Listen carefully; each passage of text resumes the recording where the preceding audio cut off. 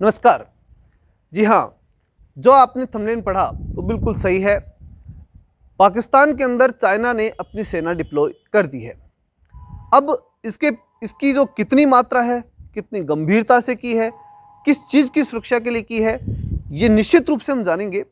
लेकिन हमारे लिए एक बड़ी चिंता का विषय ये बना है। और क्यों बना है? हमारी जो वर्तमान कूटनीतिक गतिविधियां चल रही हैं, जो कि बलूचिस्तान के थ्रू हम कर रहे हैं, इसके अलावा भी हम जो संयुक्त राष्ट्र संघ के थ्रू कर रहे हैं, उन सबको आज जानेंगे। और साथ ही आने वाली जो हमारी प्लानिंग, जिसके ऊपर हम काम कर ही रहे हैं, वो सब किस प्रकार से प्रभावित होने की संभावनाएं हैं, इसके ऊपर भी हम डिटेल से चर्चा करेंगे। सबसे पहले हम ये जानने का प्रयास करेंगे कि ये जो घटना हुई है, इसका बैकग्राउंड कितना है, इसके पीछे क्या क्या कंडीशन बनी है। तो थोड़ा सा पीछे चलना पड़ेगा। लगभग 1 महीने पहले घटना कुछ ऐसे थी कि अफगानिस्तान और पाकिस्तान के बीच में थोड़ा तनाव हुआ। अफगान सेना ने जो है वो पाकिस्तान के बॉर्डर के ऊपर कुछ आर्मी एक्शन किए और उसका जवाब पाकिस्तानी सेना दे ही रही थी।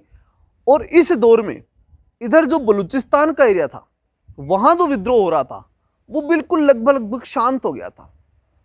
कारण ये था कि बलूच जो आर्मी है, बलूच लिबरेशन आर्मी के नाम से वहाँ एक BLA बनी हुई है, वो आर्मी जो थी वो अपनी प्लानिंग कर रही थी एक बड़े स्तर की, इसलिए थोड़े शांत थे।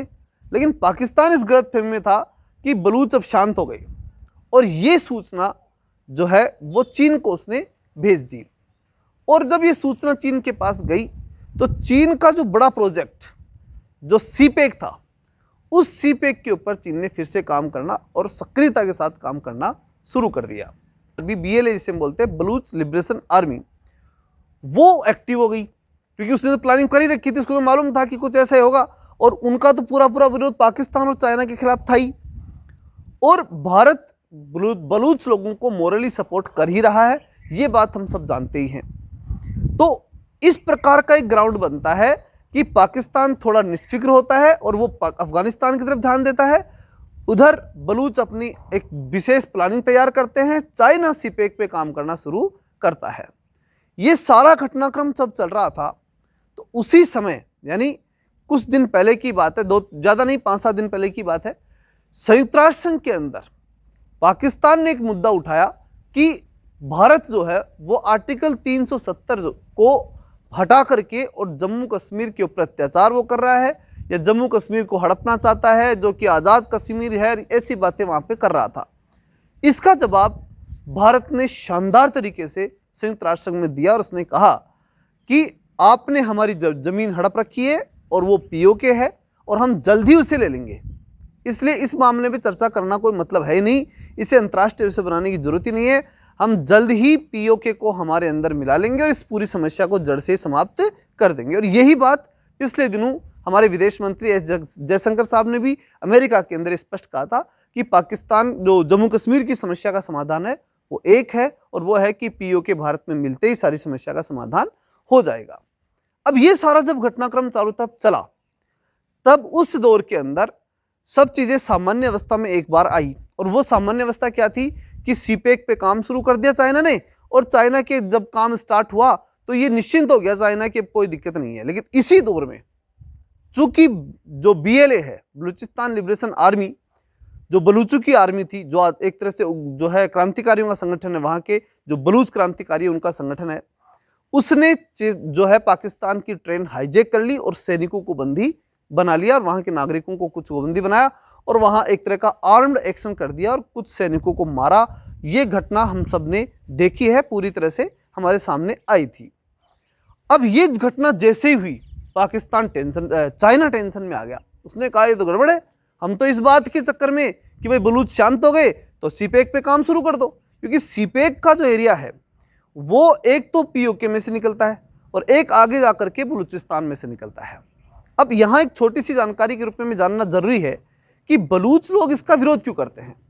तो बलूच लोग इसलिए विरोध करते हैं क्योंकि वहाँ के जो खनिज संसाधन हैं, उन संसाधनों का, वहाँ की जगह का जितना भी उपयोग होना है वो सब चाइनीज़ लोग कर रहे हैं। वो खुद ही खुद के सारे सामान लाते हैं, खुद के मजदूर हैं, खुद की जो है कंपनी लगाते हैं, और वहाँ के बलूचों को उसका कोई लाभ नहीं मिल रहा। और वहाँ के संसाधन कौन ले जा रहा है? चाइना ले जा रहा है। अब वो संसाधन मान लीजिए या वहाँ की जगहों को काम में लेना मान लीजिए, कुल मिलाकर के उस पूरे सीपेक में चाइना बलूचों की जगह का या बलूचों के संसाधन का उपयोग कर रहा है और बलूचों को लाभ नहीं मिल रहा, इसलिए उन्होंने ये लिबरेशन आर्मी उन लोगों ने बना रखी है और BLA के नाम से उन्होंने पूरी तरह से मजबूती से वहाँ काम करना शुरू कर रखा है। भारत ने बलूचों को आज़ादी के लिए एक निश्चित रूप से हमने मॉरली सपोर्ट दे रखा है। बाकी कूटनीतिक सपोर्ट कितना है वो तो अलग विषय है, लेकिन मॉरली सपोर्ट हमने पूरा दे रखा है। हमारे प्रधानमंत्री जी ने खुद लाल किले से घोषणा कर रखी है कि हम बलूचों के साथ हैं। तो कुल मिलाकर के स्पष्ट दिखाई देता है कि बलूच लोग जो हैं वो चाइना से सीधे टकराने की स्थिति में हैं और उनके लिए वो स्वतंत्रता का एक आंदोलन बना हुआ है। अब समस्या ये आई कि चाइना के जो कुछ नागरिक भी हैं, कुछ सैनिक भी हैं, उन सबको वो बलूच तो अटैक कर ही रहे थे उनके ऊपर और वो मर ही रहे थे, तो उनको सुरक्षा कौन उपलब्ध कराए? पाकिस्तान की तो स्थिति नहीं, पाकिस्तान की तो सेना खुद जो है वो बलूचों के द्वारा एक तरह से बंधक बनाई जा रही है। तो टेंशन में तो चाइना है ही। चाइना ने साफ साफ कह दिया कि भाई देख, पाकिस्तान तेरे बस की बात है नहीं, तू खुद की सुरक्षा नहीं कर पाएगा, हमारे नागरिकों का सुरक्षा कर पाएगा। इसलिए चाइना ने अपनी कुछ जो निजी सुरक्षा कंपनियां हैं, वो प्राइवेट सुरक्षा कंपनियां, वो पाकिस्तान भेज दी। अब इससे दो बातें हो गई कि भाई एक तो पाकिस्तान ये नहीं कह सकता कि हमारे अंदर सेना जो है प्रवेश करा दिया, और दूसरा ये रास्ता भी खोल लिया कि सेना का प्रवेश हम करा सकते हैं, क्योंकि अगर निजी कंपनियां सुरक्षा की वहाँ भेजोगे तो वो तो हथियार लेके तो जाएंगी, सारी व्यवस्था उनके पास है ही, सारा काम उनके पास है। अब वो जो चीज़ है, अगर मान लीजिए कल को बलूचों ने, और निश्चित रूप से बलूच तो तैयार ही बैठे, उन्होंने पूरी आर्मी बना रखी है वहाँ पर, तो वो जो है वो चाइना की उस निजी जो एजेंसी है उन पर अटैक करेगी। तो जैसे उन पर अटैक करेगी तो चाइना फिर बड़ा एक्शन लेगा। अब बड़े एक्शन में क्या हो सकता है? बड़े एक्शन में चाइना की तरफ से आर्मी भी पाकिस्तान में प्रवेश कर सकती है बड़े स्तर पे। हालांकि एक तरह से आर्मी प्रवेश करना ही होगी, इसमें कहीं कोई वो नहीं है। जब आप चीन की सुरक्षा कंपनी पाकिस्तान में आ रही है तो एक तरह से आर्मी आ गई, सारे संसाधन तो देंगे ही आर्मी, चाहे वो प्रशिक्षण को लेकर देख लीजिए, चाहे बाकी चीज़ों को, सेना के जो हथियार मान लीजिए, वो सब चीज़ें देख लीजिए, वो सब तो उनके पास होंगे। तो कुल मिलाकर के देखा जाए तो चीन का पूरा हस्तक्षेप कहाँ हो चुका है? पाकिस्तान में हो चुका है। अब रही बात हमारी चिंता की। हमारी चिंता अभी तक इतनी थी कि भाई ये सीपेक हो रहा है, ये POK में से हो रहा है, यही थी।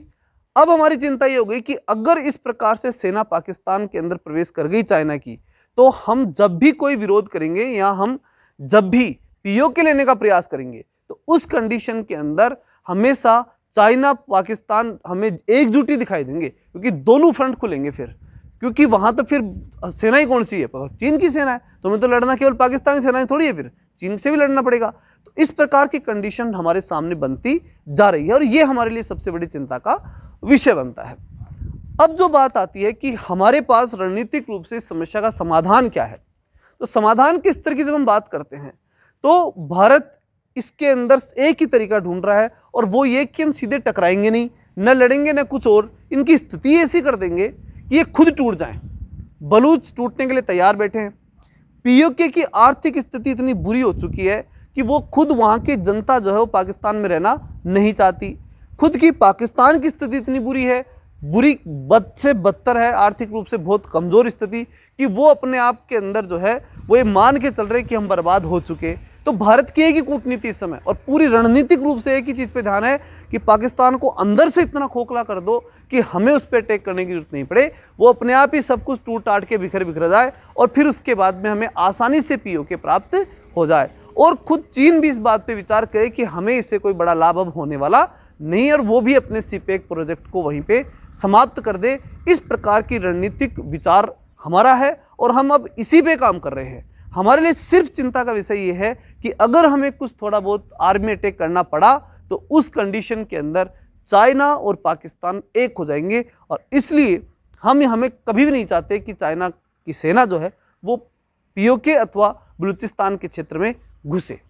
ठीक है, तो ऐसी ही शानदार जानकारी के लिए और जो जानकारियाँ लगातार हमारे पास रहती हैं जो न्यूज़ के रूप में होती है उन्हें सरल और अच्छी भाषा में जो आपके समझ में आ सके उस तक प्राप्त करने के लिए चैनल को लाइक करें, अधिकतम लोगों के पास शेयर करें और सब्सक्राइब जरूर करें। चलिए मिलते हैं नेक्स्ट वीडियो में, तब तक के लिए जय हिंद, जय भारत।